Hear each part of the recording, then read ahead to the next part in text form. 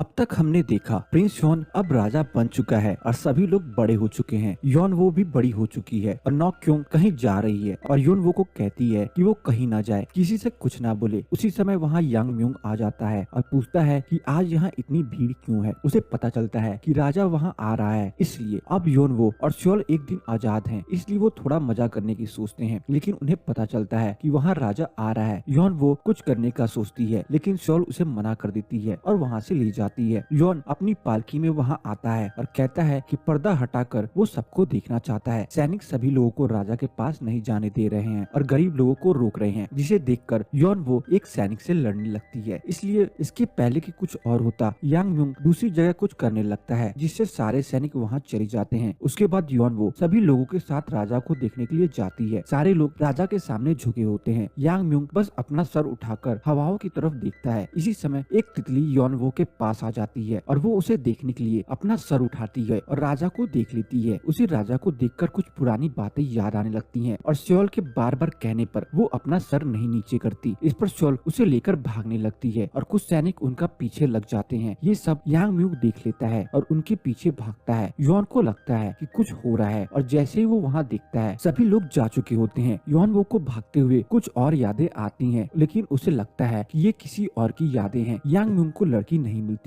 और वो उदास होकर चला जाता है। योन किसी तरह से सबको भगा देता है और चुपके से अकेले अपने बॉडीगार्ड जे वून के साथ घूमने चला जाता है। वो देखना चाहता है असल में उसके लोग कैसे रह रहे हैं। जब वो बाहर जाता है तो देखता है कि लोग कितने गरीब हैं। बहुत लोगों के पास अपना घर भी नहीं है और वो बाहर भीख मांग रहे हैं। एक लड़का उससे कहता है कि उसे अपने पापा चाहिए और योन को बताता है कि उसके पापा कहाँ काम करते हैं। योन उससे वादा करता है कि वो उसके पापा को उसके पास जरूर भेजेगा। इसके बाद जे वून उससे कहता है कि शायद कोई उनका पीछा कर रहा है। योन कहता है कि उसे पता है और इसलिए वो दोनों भागने लगते हैं और भागते भागते जंगल में चले जाते हैं। अचानक बारिश शुरू हो जाती है और वो आगे का रास्ता भूल जाते हैं। बारिश को देख योन को योनवो की याद आती है और उसे छोटी योनवो दिखाई देती है। तभी उसके सामने बड़ी योनवो आ जाती है और दोनों को अपने घर आने के लिए कहती है। वहाँ वो उन्हें चाय देती है। योन उससे पूछता है कि ये सारी किताबें किसकी हैं। वो बताती है कि ये सारी किताबें उसकी हैं। उसे फिर योनवो की याद आ जाती है। इसके बाद योन जे वोन से बार बार चाय पीने के लिए कहता है, लेकिन वो मना कर देता है। उसे चाय पीने के लिए योन वोन कहती है कि उसे राजा से पहले ये सब कहना चाहिए ताकि पता चले कि कहना सही है या नहीं। ये सुनकर योन चौंक जाता है और उससे पूछता है कि उसे कैसे पता कि वो राजा है। योन वो उससे बताती है कि उसने आज उसे देखा था। उसे भी लगता है कि ये योनवोन है, लेकिन ये सुनकर वो थोड़ा उदास हो जाता है। इतने में बारिश रुक जाती है और दोनों जाने लगते हैं। जाते समय योन उसका नाम पूछता है। वो कहती है उसका कोई नाम नहीं है। योन उससे कहता है कि क्योंकि उसने उसकी मदद करी है इसलिए उसे नाम देगा और उसे वॉल नाम देता है, जिसका मतलब भी चांद होता है। योन इसके बाद अपने महल आ जाता है जहाँ यांग म्यूंग उसका इंतजार कर रहा है। दोनों बात करते हैं और यांग म्यूंग यहाँ के पूछने पर बताता है कि वो आज भी योनवो को नहीं भूला है। अगले दिन वो दरबार में जाता है और अपने मिनिस्टर्स को सारे अकाउंट्स लाने के लिए बोलता है और कहता है कि अगर उसे कुछ गड़बड़ मिली तो वो सबको सजा देगा। रात में मिस्टर योन हेड समन से मिलता है और उससे कहता है कि वो किसी तरह से राजा को कमजोर करे। वो उससे बताती है कि वो पहले ही राजा के कमरे के पास एक तलिस्म रख चुकी है। रात में वो क्यों योन से मिलने आती है और कहती है कि अगर वो चाहे तो एक कंक्यूबन रख ले, लेकिन किसी तरह से एक राजकुमार पैदा करे। इस पर योन मान जाता है और बो क्यों हैरान हो जाती है क्योंकि ये तो बस उसने इसलिए कहा था कि राजा उसके पास आ जाए। इसके बाद योन उसे बहुत सुनाता है। वो जाते जाते कुछ भूलती है कि तभी राजा बेहोश हो जाता है। उस तालिस्म की वजह से वो सबको बुलाती है और डॉक्टर आकर बताता है कि राजा की तबीयत फिर से खराब हो गई है। रानी माँ कहती है कि अब उसे पुरानी हेड समन को बुलाना होगा और अपने कुछ आदमी भेजती है। जैसे ही योन को होश आता है वो जीवन को वोल को लाने के लिए भेजती है,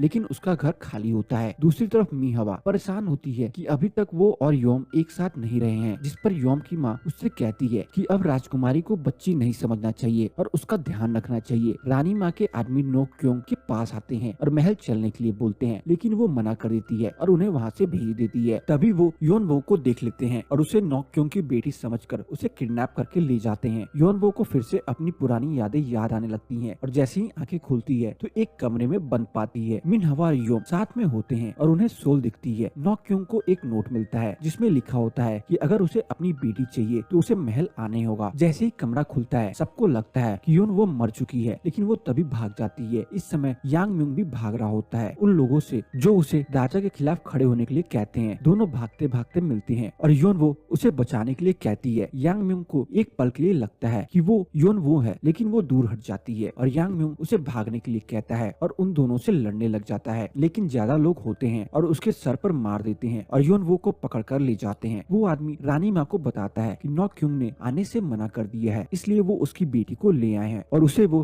ह्यूमन तलिस्म बना सकते हैं। वो उसे रात में राजा के कमरे में भेजेंगे, जिससे राजा को पता न चले और उसके उठने से पहले वो बाहर आ जाएगी। वो पूरी रात राजा की सारी निगेटिव एनर्जी ले लेगी और राजा ठीक हो जाएगा। इसके लिए रानी माँ मान जाती है। योन को पता चलता है कि वो अपने घर में नहीं थी, लेकिन वो उसे और ढूंढने के लिए मना कर देता है। रात में यूं को चाय दी जाती है, जिसमें असल में बेहोशी की दवा होती है और इसके बाद योन वो वहाँ ह्यूमन तलिस्म बनकर आती है। जेवोन उसे देखकर हैरान हो जाता है, लेकिन कुछ नहीं कहता। पूरी रात योन वो यो के पास बैठी होती है और पहली बार उसे अच्छे सपने आते हैं, जिसमें वो योनवो के साथ खुश है। उधर यांग म्यूंग को होश आता है, जो अब योन के घर पर है। सुबह होते ही योनवो चली जाती है और जब राजा उठता है तब वो बहुत खुश होता है। सारे लोग ये देखकर हैरान होते हैं कि एक रात में राजा इतना कैसे बदल गया। कोर्ट में जाने के बाद योन उस आदमी को बुलाता है जिसके बेटी से वो मिला था और उससे बातों में उसका काम के बारे में पूछता है। मिनिस्टर्स और वो आदमी यो को बताते हैं कि रानी माँ का बर्थडे आ रहा है और वो उसके लिए एक महल बना रहा है जिसमें ये सारे लोग लगे हुए हैं। इसके बाद यो उस आदमी को वापस अपने घर जाने के लिए कहता है। इसके बाद मिनिस्टर उस आदमी को अपना मुंह बंद रखने के लिए कहते हैं, लेकिन जैसे ही वो जाता है वो उसको मारने के लिए गुंडे भेज देता है और उसी समय जेवोन अपना मुंह ढककर उस सबको मार देता है। बस एक आदमी मिनिस्टर के पास वापस जाता है, जिसे देखकर मिनिस्टर समझ जाता है कि ये सब राजा ने किया है। जब जेवोन वापस आता है तब योन उससे कहता है कि वो आदमी झूठ बोल रहा है और उसकी हालत देखकर उसे ये लग रहा है कि मिनिस्टर कंस्ट्रक्शन के काम के बहाने वेपन्स बनवा रहे हैं और राजा के खिलाफ आर्मी जमा कर रहे हैं। जिसे सुनकर जेवोन कहता है कि ये बहुत बड़ा गुनाह है, अब उन्हें और ज्यादा ध्यान रखना होगा। योन वो अपने कमरे में राजा के बारे में सोच रही होती है कि तभी वहाँ रानी माँ आ जाती है, जिससे पता चलता है कि ह्यूमन तलिस्म ने अपना काम अच्छे से किया है। लेकिन उसी समय नॉक क्योंग आ जाती है और रानी माँ उससे बात करने लगती है और कहती है कि अब वो उसकी बात नहीं मानती। लेकिन नॉक क्योंग उससे कहती है कि योन वो को मारने के बाद वो कमजोर हो चुकी थी, इसलिए वो कुछ समय के लिए चली गई थी और जब उसके आदमी उसके पास आए थे तो वो एक रिचुअल में लगी थी ताकि अपने आने से पहले अपने आप को पावरफुल बना सके और अब वो आ गई है और उसे अपना पोजीशन चाहिए। रानी माँ खुश हो जाती है और हाँ कर देती है। इसके बाद नॉक क्योंग योन वो को कहती है कि वो यहाँ से भाग जाए, लेकिन वो राजा की मदद करना चाहती है और जाने से मना कर देती है। वो फिर से राजा के पास जाती है और अगले दिन राजा और अच्छी तबीयत और मूड में होता है। उसे मिनिस्टर योन मिलता है और दोनों इशारों में बात करते हैं उस आदमी के बारे में जिसे मिनिस्टर मारना चाहता था और योन ने उसे बचा लिया। इसके बाद मिनिस्टर योन अपनी बेटी बो क्योंग को भी कहता है कि वो राजा का और ध्यान रखे और जल्दी से राजकुमार करे, नहीं तो उसके लिए ही ठीक नहीं होगा। रात में फिर से योन वो चाय पीता है और सो जाता है और उसके सोने के बाद फिर से योन वो आती है, लेकिन जैसे ही वो सोने की कोशिश करती है वो उठ जाता है और उसे पकड़ लेता है और पूछता है कि वो कौन है। इसके बाद नॉक क्योंग के पास एक मॉन्क आता है जो उससे बताता है कि उसने जो किस्मत बदलने की कोशिश करी थी वो फिर से अपने रास्ते पर आ रही है और उसे अब कुछ नहीं करना चाहिए। और यहीं पे ये एपिसोड खत्म हो जाता है। तो बस आपको मेरी ये वीडियो कैसी लगी कमेंट सेक्शन में बताना ना भूले और अगर आपको मेरी ये वीडियो अच्छी लगी हो तो वीडियो को लाइक करके जाना ना भूले। चैनल पर नए हैं तो चैनल को जरूर सब्सक्राइब कर लें ताकि मुझे ऐसी ही नोटिफिकेशन मिलती रहे और मैं आप सबके लिए अच्छी से अच्छी